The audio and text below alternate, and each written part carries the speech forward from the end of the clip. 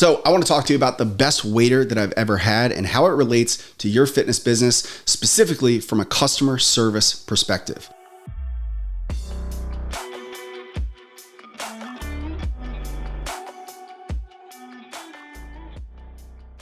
So I was out in Colorado going to a concert, and before the show started, we went to a local restaurant. We were just going to grab a drink, and we didn't have time to have a whole meal. So we sit down and we tell the waiter that we're stopping here just for a drink before we go, maybe throw in a couple appetizers. So the waiter recommends this watermelon margarita that he had on the menu. It was one of their specials. And we're like, you know what? We'll do 2 of those. And so we grab these drinks. He brings them back and he says, hey, these drinks are awesome. And I told this bartender to add tahini to the rim instead of salt because it's way better with this drink. But you know what? If you don't want that, I'll just tell him to go put salt on it. We're like, all right, cool. So we drink the drinks.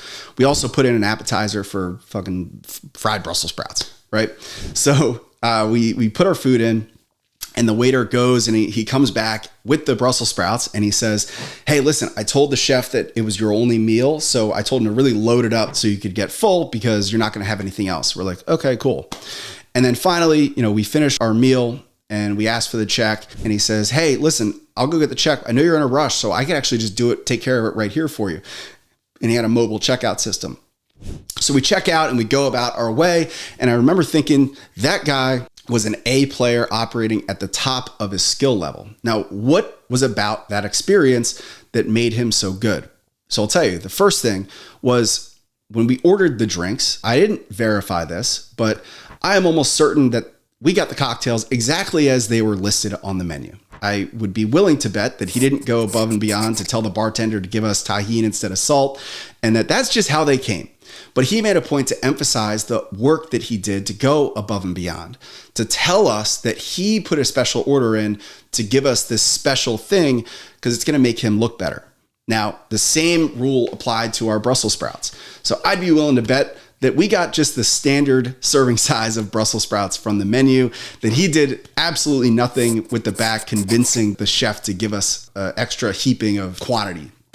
But he brought it out and he made a point to say, hey, I told the chef to really load you up because this was the only thing that you were eating. And again, because I'm reading through the lines, it didn't really impress me, but I would be willing to bet it impressed some other people. And finally, what the best part was he had the mobile checkout system, but he said, hey, I could go get your check, implying that was going to take a bit of time, or I could just do it right here. Now, what's even better is the mobile checkout system had a preset selection for the tip amount, with the lowest quantity being 25%.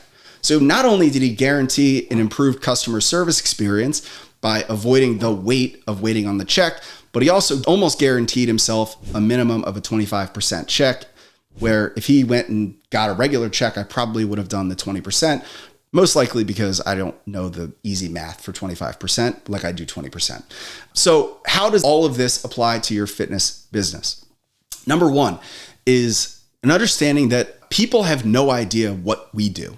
Right? They don't know the immense amount of work. They don't understand, the quality that goes behind the programming that we do and, any of the administrative stuff that we do. So it's really important for you to learn this skill, but also to teach your team to explain the work that goes behind the work. So if you do custom programming, you want to tell them exactly what you're doing and why it might take 24 hours. Right?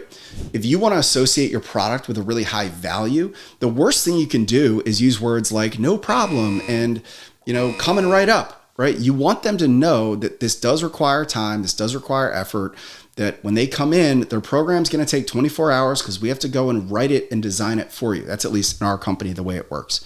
You also want to verbalize some of the work that you're doing with clients. Like if you have to provide modifications, if you have to do this, you want to avoid just saying like, hey, you're going to do this today, right?